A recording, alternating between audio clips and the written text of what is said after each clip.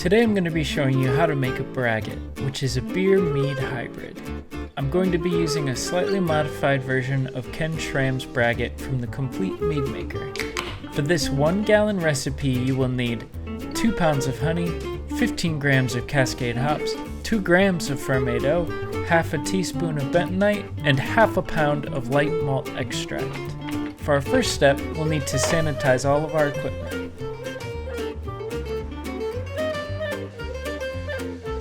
Next, pour half a gallon of water in a pot and bring to a boil.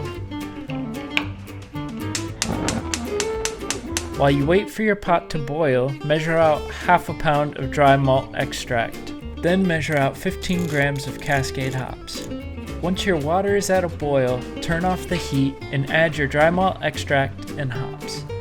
Stir in the malt extract and boil for 30 minutes. After you boil for 30 minutes, remove your pot from the heat and remove the hops from the wort. As your wort cools down, add in your honey and stir to mix fully. Pour chilled water into the fermenter and add your wort to the fermenter. Pull a sample of wort to cool and test with your hydrometer. My batch reads at 1.084. Next, we will hydrate our yeast according to the package instructions. Add the Fermentation and bentonite into the fermenter, and once your wort has cooled, you can pitch your yeast.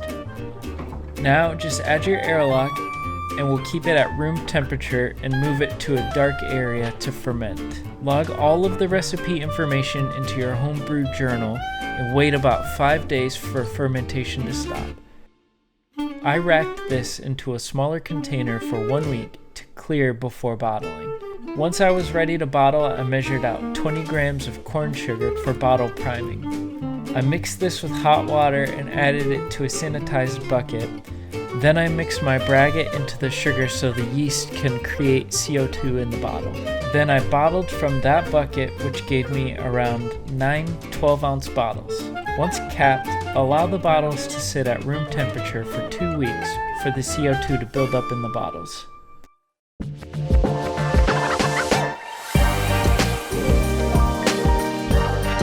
After 2 weeks, it's time to enjoy.